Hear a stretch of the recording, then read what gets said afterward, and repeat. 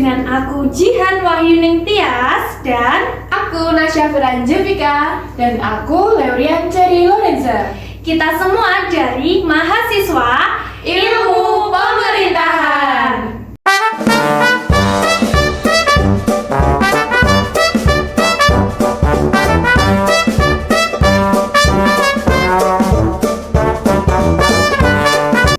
Nah, oke Kak. Biasanya kan kita sebagai mahasiswa ilmu pemerintahan itu ngobrolnya itu yang santai sambil diskusi sambil ngopi gitu ya. Nah, di segmen kali ini Kak, kita akan ngobrol yang serius tapi seriusnya itu serius yang santai gitu nih. Dengan Kak Nasya Firanjevika dan Kak Leurian gitu ya Kak ya. Nah, untuk segmen kita kali ini, topik pembahasan kita kali ini yaitu kita akan membahas gimana sih pemerintahan era Prabowo Subianto sebagai presiden di Republik Indonesia ini. Pada segmen pertama tentang gimana tanggapan kalian. Nah, sebagai mahasiswa ilmu pemerintahan, gimana sih pendapat kalian tentang pemerintahan era Prabowo yang sudah berlangsung mungkin sejauh ini atau mungkin yang belum terlaksanakan? Mungkin dari Kak Leurian dulu mungkin. Oke, kalau menurut aku sendiri sih sebagai mahasiswa ilmu pemerintahan ya, aku memandang bahwa dari karakter Prabowo ini sendiri, di mana dia adalah seorang mantan jenderal bintang 4 yang dulunya punya background militer, itu sangat cocok gitu loh buat dijadikan role model sebagai misalnya gini, kita bisa melihat kepemimpinan Prabowo ini dari segi ketegasannya, kedisiplinannya, terus jiwa kuasanya, di mana itu bisa kita implementasikan kalau kita bisa nih dijadikan sebagai panutan buat kayak gini calon pemimpin yang kita harapkan. Seperti itu Kak. Jadi dengan background Bapak Prabowo sebagai militer itu menjadi poin plus sebagai presiden di Indonesia ya. Kalau untuk Kak Jevi sendiri gimana nih? Kalau menurut aku juga hampir sama kayak pendapatnya Kak Leurian, karena Pak Prabowo ini juga memiliki aura yang berkarisma ya. Beliau itu tegas, tetapi bukan tegas yang galak gitu ya. Beliau itu sebagai sosok pemimpin yang tegas dan juga berpengalaman dalam bidang militer. Kemudian beliau juga pernah menjabat sebagai Menteri Pertahanan yang juga mampu membawa harapan-harapan kita, generasi muda, Gen Z, dan generasi milenial. Itu dalam kepemimpinannya juga dinilai menarik karena ketegasan dan visi misinya itu bisa membangun Indonesia untuk lebih maju lagi. Ya, jadi pada intinya Presiden Prabowo ini yang mempunyai sifat yang karismatik ya Kak, berkarismatik dan juga tentunya sebagai mantan Menteri Pertahanan Indonesia begitu. Betul sekali Kak. Nah, setelah membahas bagaimana pemerintahan di era Prabowo yang sudah berjalan, sekarang mari kita lihat lebih lanjut mengenai program-program yang telah dirancang oleh pemerintahan di era Prabowo Subianto selaku presiden di Indonesia. Mungkin dari Kak Leurian gimana nih untuk program-programnya? Menurut Kak Leurian sendiri gimana nih?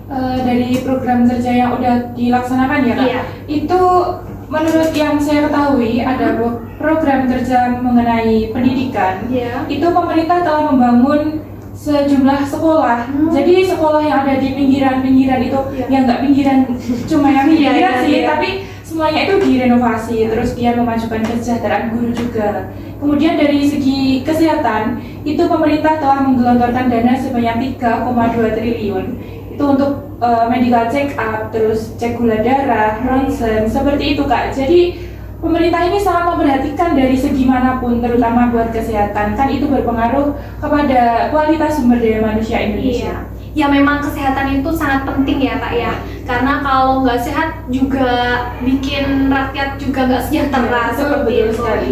Kalau untuk Kak Nasya sendiri gimana nih? Kalau saya mungkin ngambilnya yang dari program yang sudah terlaksana juga, itu program makan bergizi gratis, makan siang itu. Nah itu kan programnya untuk siswa-siswi negeri di Indonesia, itu tujuannya bagus sekali karena bergizi pasti untuk meningkatkan nutrisinya anak-anak mulai dari anak-anak mungkin yang ada di pinggiran yang dulunya mungkin kurang memperhatikan makanannya, sekarang sudah diberikan oleh Bapak Presiden kita, dan itu juga akan mengurangi angka stunting kita di Indonesia, akan menurunkan angka stuntingnya. Itu sangat bagus sekali untuk masa depan kita yang lebih cerah lagi. Ya, jadi pada intinya itu nanti kalau menurut pandangan dari KJV sendiri, makanan bergizi gratis ini sangat sudah tepat sekali ya Kak, karena selain itu program ini juga bisa menjadi langkah besar dalam meningkatkan kualitas pendidikan dan kesehatan anak-anak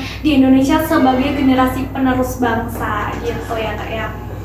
Nah, untuk selanjutnya kita akan memasuki segmen yang ketiga, yaitu kita akan berlatih untuk membahas menteri-menteri kabinet di Indonesia di era pemerintahan Prabowo ini. Kabinetnya dinamakan apa? Kabinet Merah Putih. Iya, keren banget ya Kak. Keren banget. Itu kayak melambangkan kalau kita itu Indonesia banget. Indonesia banget. Kalau untuk Pak Jokowi kemarin apa namanya kabinet? Indonesia Bersatu ya. Oh iya, iya. Kalau kita kan ini di era Prabowo, kalau pas era Jokowi dulu kita belum terlalu mengenal gitu ya. Kalau ini kita benar-benar mengenal lebih jauh gitu. Nah, kalau untuk kakak siapa namanya? Siapa dulu nih yang pengen? Nih Kak Jevi. Kak Jevi dulu aja nggak apa-apa. Kalau nggak Kak Jevi, Kak Cherry aja gimana? Oke. Gimana sih untuk kabinet Merah Putihnya Pak Prabowo, mungkin dari segi kinerjanya atau mungkin kabinet yang gemuk yang sedang marak dibicarakan oleh Itu unik banget ya, kayak gemuk itu mungkin dari istilah yang anggotanya banyak itu nggak sih? Iya. Ya oke.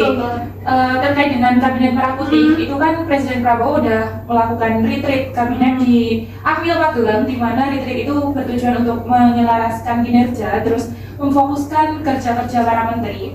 Dan untuk jumlah menteri yang gemuk itu sendiri yang 100 lebih itu menurut saya bisa membuat di mana di setiap bidang itu menjadi terperhatikan secara fokus dan mungkin para menteri itu bisa kerja lebih ekstra. Iya, kerja lebih ekstra gitu Kak. Terus apalagi ya, mungkin dengan adanya kabinet Merah Putih ini bisa menjadi transformasi perlakuan atau kebijakan yang lebih baik buat kedepannya gitu intinya. Kan semakin banyak menteri, artinya semakin banyak bidang yang diperhatikan seperti itu. Oh iya, sangat menarik ya. Sangat menarik sekali. Ya, kalau untuk Kak Jevi sendiri gimana nih?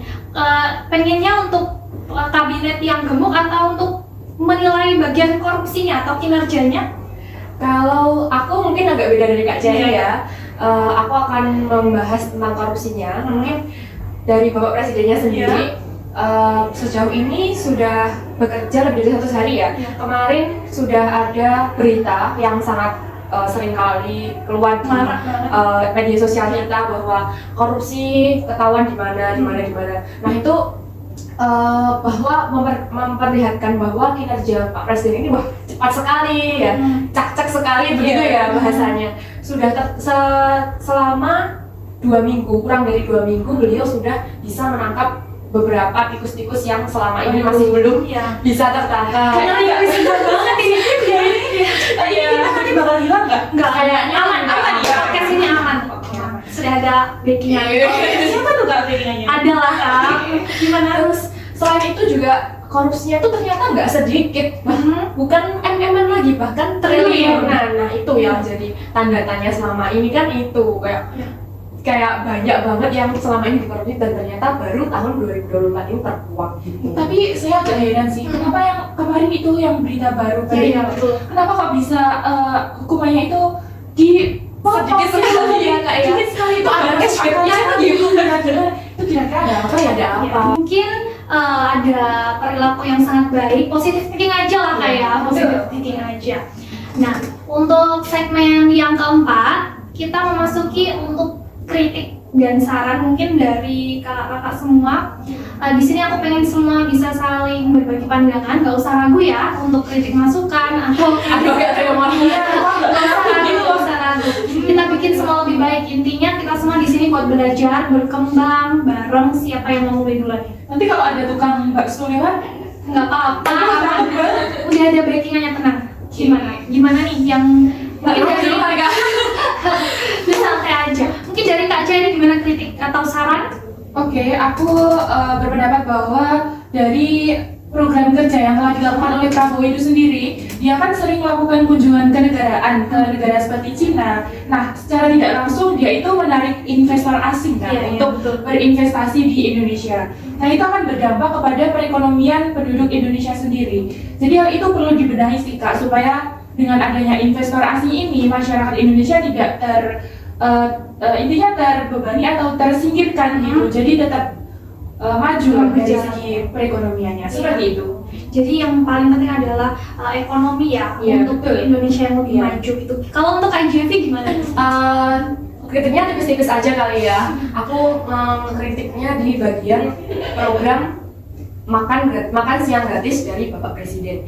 Nah, ini memang sangat bermanfaat untuk siswa-siswi di Indonesia di sekolah negeri karena secara tidak langsung itu akan menambah nutrisi siswa-siswi, akan menambah makanan sehatnya, jadi lebih teratur setiap hari makan siang dan sehat itu sendiri. Nah, itu tetapi ada pihak yang dirugikan.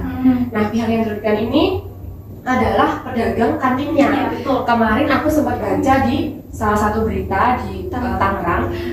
Nah, itu Gimana? ada yang Gak usah ragu dong.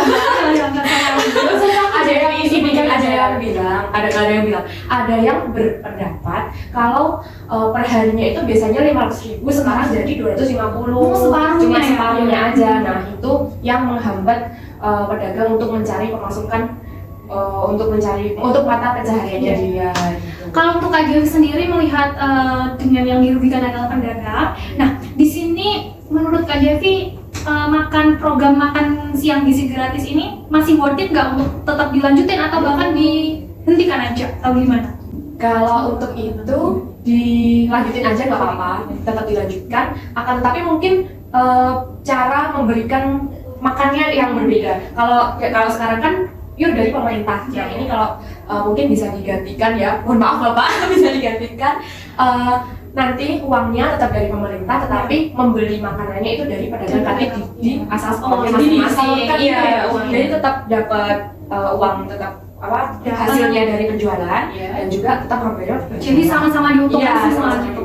Gimana kalau untuk Kak Ceri ada tambahan mungkin? Mungkin yang untuk kabinet itu kan dengan jumlah yang banyak alias gemuk, itu tentu butuh anggaran yang banyak ya. Jadi pemerintah kayaknya harus hati-hati sih, soalnya semakin banyak bidang yang ditangani itu pasti semakin membutuhkan anggaran yang didapat, dan harus dipikirkan juga dari mana dapatnya. Terus kita harus melakukan seperti apa biar dapat mengumpulkan anggaran sebanyak itu. Iya, jadi kabinet gemuk juga bisa mempengaruhi gitu ya Kak? Iya. Kalau untuk kakak semua ini, kemarin kan kita lihat tuh dari Pak Prabowo yang masih berkampanye itu sangat menggemparkan dengan alih-alih gemoy yang lagunya Oke Gas, dengan ciri khas kakaknya dengan pakai pakaian yang biru-biru, memenuhi stadion apa kemarin di stadion GBK. Iya, Jakarta. Iya, gimana nih? Gimana menurut siapa dulu yang mau mulai? Aku dulu kali ya. Iya. Kalau menurut aku kampanye kemarin itu gila banget sih. Antusiasnya dari warga masyarakat Indonesia itu sudah full. GBK segede itu full untuk mendukung Bapak Prabowo Subianto. Nah, akan tetapi ada sebagian, mungkin ini kan namanya kampanye ya Kak ya, pasti akan menonjolkan kebaikan dari dirinya masing-masing dan juga menjatuhkan lawan itu sudah biasa. Nah, kemarin itu ada simpang siur, masa sih kalian mau Bapak Presiden kita cuma bisanya joget-joget, Oke Gas, apalagi tergolong dengan Presiden gemoy kayak gitu. Nah, tapi tidak, beliau sekarang sudah membuktikan siapa sangka ya? Iya, siapa sangka yang dijelek-jelekin, masa mau jadi presiden malah kayak gitu joget-joget. Oh, ternyata salah besar ya. Sekarang beliau sudah membuktikan bahwa inilah ketegasan yang beliau miliki selama ini, dan tidak ada yang tahu bahwa strategi dari Bapak Presiden yang sekarang ini akan jadi seperti ini, dan nanti pastinya akan lebih menggedorkan lagi, lebih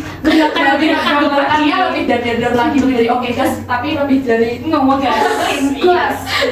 Kalau untuk Kak Ceri gimana nih? Sangat menarik ya untuk pendapat dari Kak Jevi. Gimana nih Kak Ceri? Betul, seperti yang dikatakan Jevi, itu kayaknya strategi yang sangat wow. Soalnya dari gemoy itu sangat menarik perhatian banyak orang, terutama generasi muda. Dan sekarang kan generasi muda lumayan mendominasi nih ya di kalangan pemilu. Jadi itu menurutku sangat efektif sih. Dengan begitu Prabowo ini dapat memperoleh suara yang sangat banyak. Dan di balik gemoynya itu ternyata dia menyimpan ketegasan, menyimpan senjata ya, tikus-tikus yang namanya bisa perangkap, lebih ke perangkap lah ya. Dan menariknya itu tikus-tikusnya masuk sih. Nah, pada intinya untuk setiap kritik yang kita berikan tadi itu bukan semata untuk menjatuhkan ya. Bukan dong. Ya, tentunya bukan semata untuk menjatuhkan. Ini sambil klarifikasi nih ya. Karena takut nih kakak berdua ini. Nah, melainkan sebagai bentuk kepedulian agar kita semua bisa menjadi melihat berbagai sudut pandang dari Kak Leurian, dari Kak Jeffy sendiri, dan mendorong perbaikan ke arah yang jauh lebih baik lagi gitu ya Kak ya. Nah, baik, kita sudah nggak terasa ya bincang-bincang kita udah selama ini loh. Udah berapa menit nih? Udah hampir lebih 10 menit lebih lah ya. Gak terasa ya, Iya, kita nggak berarti terasa. kayak basa-basi. Kayak basa-basi. Udah sampai Iya. penghujung episode Iya. nih. Untuk segmen yang terakhir kita masuk ke harapan. Masih seputar sebagai mahasiswa ilmu pemerintahan, gimana sih harapan kalian terhadap pemerintahan era Prabowo Subianto sebagai presiden kita? Mungkin dari diri sendiri, untuk diri sendiri atau untuk kedepannya di negara ini. Gimana? Siapa yang memulai, ayo? Kita shoot aja kali Kak? Iya, boleh ya. Gimana? Menurutku nggak perlu sweet. Oh iya, nggak perlu. Tiba-tiba banget gitu ya. Kak Cherry dulu aja. Iya. Menurutku secara pribadi aku bisa mencontoh seorang Prabowo yang tegas, yang punya jiwa nasionalisme tinggi, yang berjiwa kursa itu untuk memimpin teman-teman di sekitarku supaya beralih menjadi lebih baik lagi ke depannya. Iya, betul. Selanjutnya untuk konteks Indonesia sendiri, aku sih berharap supaya Prabowo ini beserta kabinetnya mampu membuat kebijakan publik yang memperhatikan dari segala sektor, terutama itu sektor perekonomian dan pengembangan sumber daya manusia. Kenapa kamu ketawa? Aku kayak masih nggak nyangka aja, masih kayak terharu gitu Kak. Masih terharu banget. Mungkin jawabannya Kak Cherry tadi menyentuh hati. Soalnya kalau bicara sumber daya itu ya gimana ya, tahu sendirilah ya sumber daya alam kita, sumber daya manusia kita seperti apa. Jadi Betul. seperti itu, antara sumber daya manusia dan sumber daya alam itu harus diselaraskan Iya, supaya betul. menjadi Kesatuan. Indonesia, supaya menjadi kesatuan dan menjadi Indonesia yang maju. Ya, pada intinya saling mendukung lah ya. Harus. Dukungan itu Iya, sangat betul, penting dan untuk saling bersinergi ya, tentunya. Gimana untuk Kak Jebi? Kak Jebi kenapa mau ketawa aja nih? Ayo Kak, kita agak Lagi bahagia. Lagi bahagia banget. Kita kayak Jadi anggota KPPS. lupa nih ya, kita konteksnya serius tapi santai, tapi Oh, bukan iya. berarti kita guyon gitu. Yuk semangat yuk, bangkit Oke, lagi. kalau dari aku harapan untuk Indonesia pastinya yang pertama semoga Indonesia menjadi negara yang maju, negara yang berkembang, kemudian memiliki pemerintah yang jujur, yang adil, dan rakyatnya juga sejahtera. Jadi bukan hanya pemerintahnya sejahtera, tetapi rakyatnya juga harus sejahtera. Sejahtera harus senyum terus, ketawa terus. Kita sejahtera banget ya. Oke, harus gimana?